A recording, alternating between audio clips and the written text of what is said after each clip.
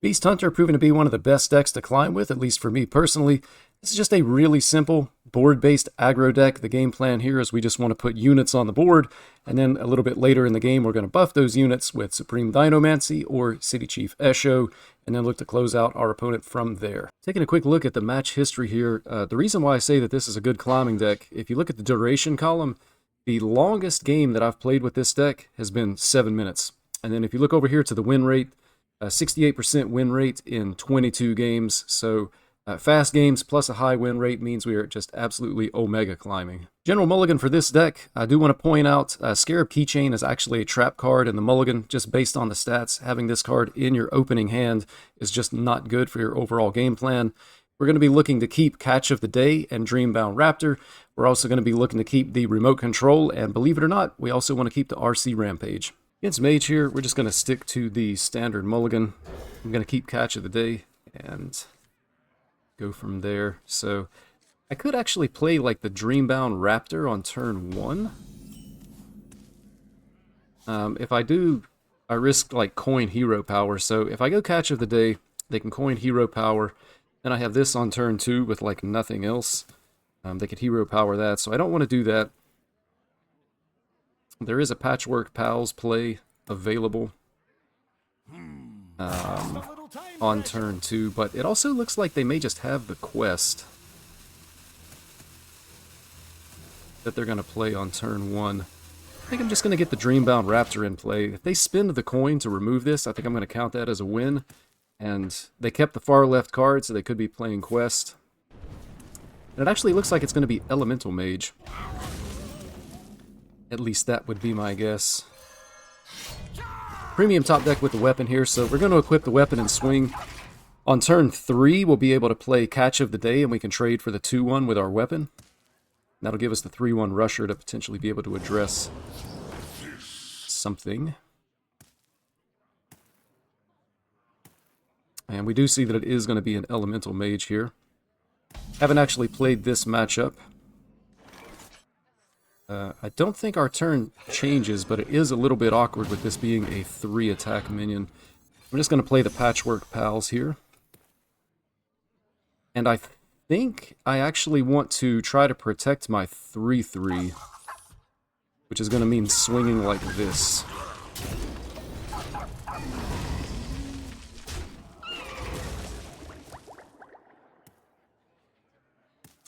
Need to keep in mind that our opponent does run Solar Flare, since this is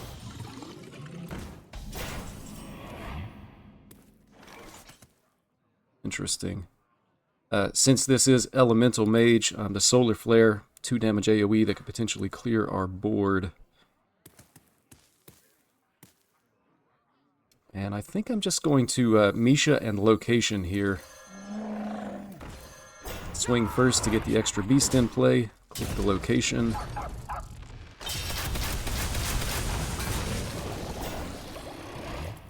And unfortunately, we're going to lose our 4-4 to this trade. We're going to have to make a play like this. It's not great. We're not really getting a whole lot of damage done to our opponent. And they've been able to trade pretty well here. And they don't even have to use the 1-2. Bit of a questionable trade, at least in my opinion.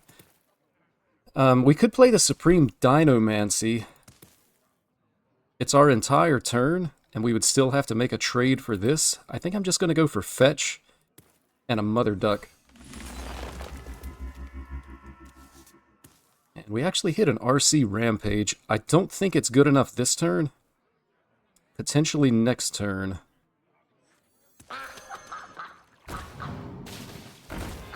We'll take one trade there and go face. And at this point, we're kind of just hoping that our opponent doesn't have Solar Flare. We can play around it a little bit. But if they have it and it clears our board, it's going to be pretty painful. But they...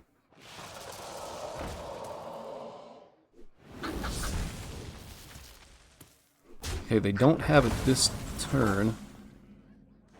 So I can actually go like Dreambound Raptor, Keychain, and then RC Rampage for a significantly bigger board, which I think is what I'm going to have to do here. And then next turn we could go like Dinomancy and Leok. So we're going to make the play exactly like that.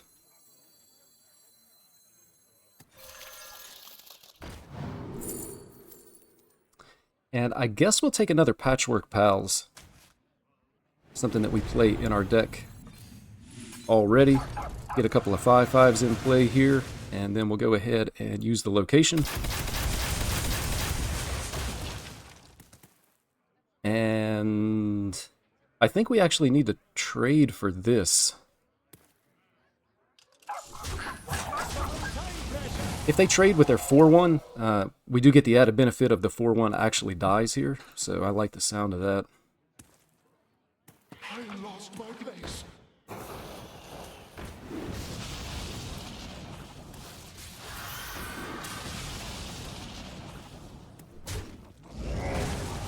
And again, not great, but also not totally terrible here.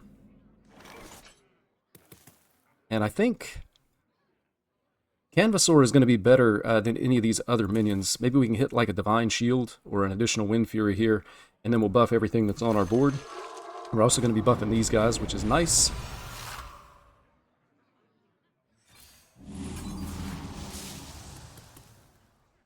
And at this point, I think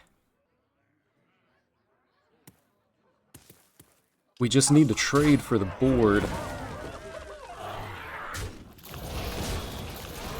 Because again, we know that our opponent is going to be running the Solar Flare, so we don't want them to be able to get that any more cheaply than possible.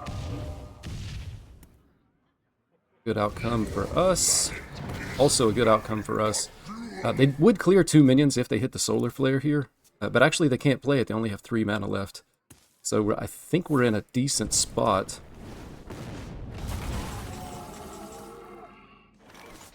And that's actually just looking like lethal. So, haven't played this match. One thing that I found surprisingly with this deck is that it does seem to be good into other aggro decks. So it was good into the Elemental Mage, and I've seen that it's also good into aggro Paladin. Looks like we pulled a Priest this time. Again, I'm just going to go with the standard Mulligan here. It's a little bit tempting to keep the Workhorse, but I'm going to toss it back. We're going to keep to what we know is good. Not sure how I really feel about the Priest matchup. The only... I'm going to hold this. The only Priest that I've actually played against with this deck has been Protoss Priest. I may have had one game against Wilted Priest. I think I did now that I think about it. The problem that I tend to run into against Protoss Priest is they get down like the Catch of the Day, they get down the Sentry, they get down the Void Ray, and then Resuscitate is just an absolute backbreaker for this deck because they get multiple rush minions that are also reborn. So we kind of have to dodge the Resuscitate, or at least dodge at least one. Nice top deck. We would have to dodge at least one of the rush minions, either Catch of the Day or Void Ray. And also bad here would be if our opponent had the Fishing Rod. They do not. And if this is their turn, it's not that bad for us. So we can like swing, wound, prey, and location. Likely get rid of this. Get our board nice and wide for a Dinomancy play. And then follow that up with the City Chief play. Could actually just play this and swing into it. Question is, what's going to be better? I do float a mana with the Jungle Gym play. And that also leaves it up to RNG, so it would be 4, 5. I would need 2 to hit here. But it does put an additional minion in play that can be buffed by the Dinomancy, so I think that's what I'm going to do. Could actually just swing into this with my face. But I don't think I need to. I'm going to be a little bit greedy here. I need 2 out of 5 to hit this. Maybe that is just a little bit too greedy. I'm going to go ahead and do it like this. Try to hedge my bets a little bit and just make sure that this minion dies, and then we're going to get some of that damage base coming back our way. So pretty good turn. Assuming, well, we do know that this is Protoss Priest. They're not going to have a board clear here. We're going to be able to buff a decent amount of minions on the board, and then we'll be able to buff them again if we don't actually have lethal here. So we could be closing this game out. I do think this particular game, it looks like the Priest did not draw very well, but we take those. Annihilation commences. One Void Ray, one Sentry, and an Hallucinate on the Sentry. I believe this should just be lethal. And that actually does not decrease the attack on the board. It actually increases the damage on the board with the Dinomancy buff because we have an additional minion to receive that buff. And that is just going to be lethal here. So again, our opponent, not necessarily the best draw, but we were able to execute our game plan.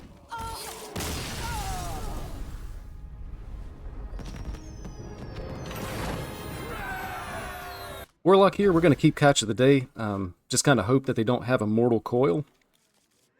I feel like this is probably one of the worst matchups for the deck, because the Warlock, assuming that it's Dorian Warlock, they have healing, and they have a lot of board clear here, so this could be a challenging game. We are just going to make our play.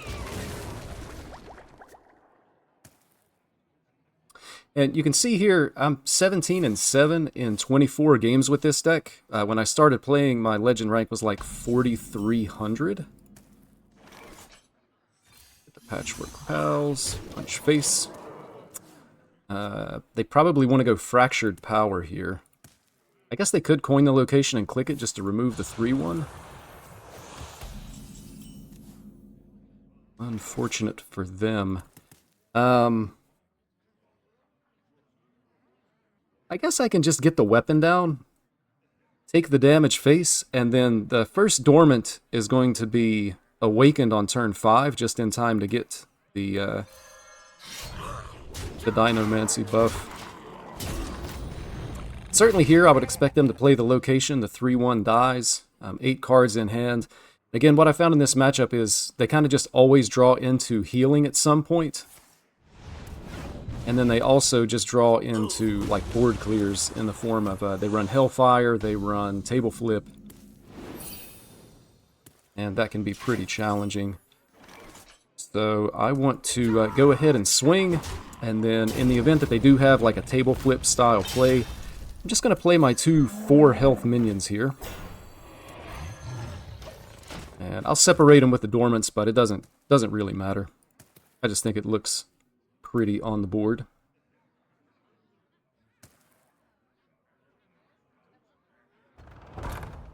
We do see the location here, and Table Flip to clear. Consume. So we were expecting that, but we've been able to do a lot of damage, and we're going to be getting our buff down now. So we Dinomancy, and then we're going to push face for 11. So they really need the second Consume here. Even if they have it, we're still in a pretty good position. 6 damage Huffer, 2 from the hero power. We actually have an additional Patchwork Pals. Likely they hit the second Consume. That puts them back to 19. They could have hit Kerrigan and second location. But it looks like they do just have the Consume, though. But that's going to leave us with 11 on the board. And I believe we should have a lethal here if they can't do anything else.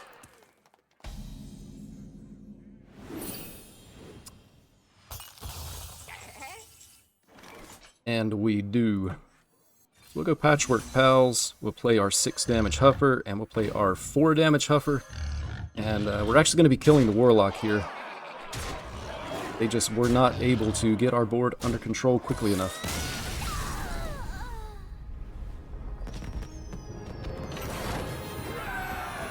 Up against the Rogue here, Catch of the Day, remote control. Again, we're just going for standard Mulligan. This matchup, I feel like Rogue is almost just favored into everything. The deck is just really, really powerful, assuming it's Cycle Rogue.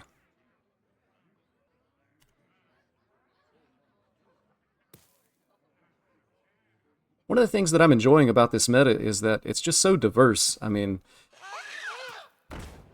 I've played 4 consecutive games. I think I'm going to kill this with the catch of the day. I might even use the coin here. Like, getting rid of this card could just be good for me. I feel like it's the right play. Maybe I get lucky and get like a Reborn effect or Divine Shield. It's worth the chance.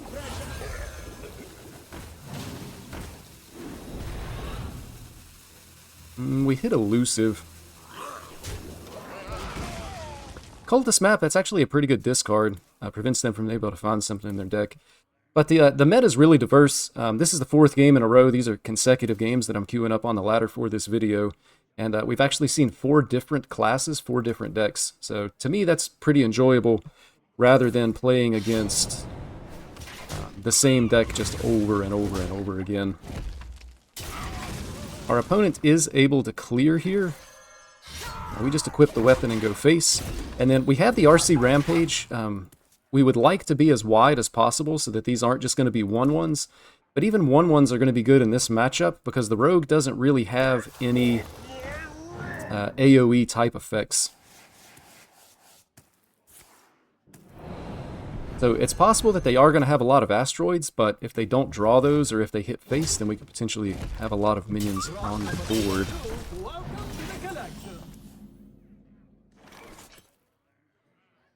And I think I just want to get down the jungle gym here. I float a mana. I could swing and equip the weapon. And then the following turn, I could even equip the weapon, swing, and then swing again next turn, and that would make these 2/2s. Is that better? I kind of think that actually is better.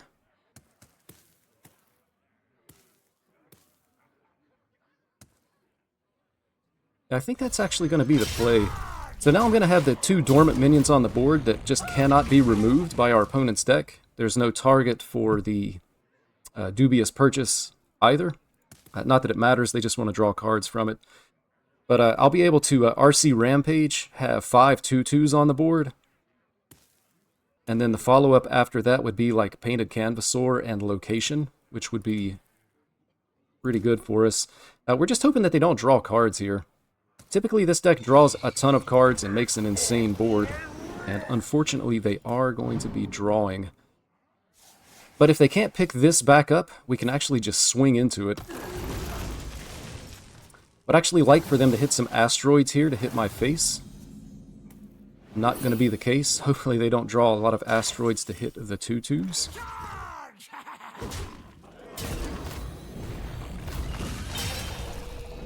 But we have our board now, and we actually have a Dinomancy buff. Depending on how many of these they can remove, this actually comes close to just ending the game. They do have Dubious Purchase. And 1 asteroid.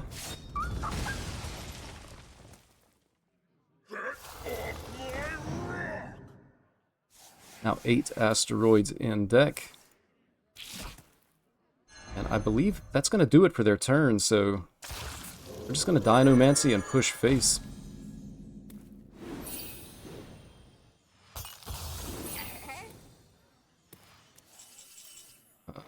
Certainly at least some of our minions are going to die here, but then the following turn,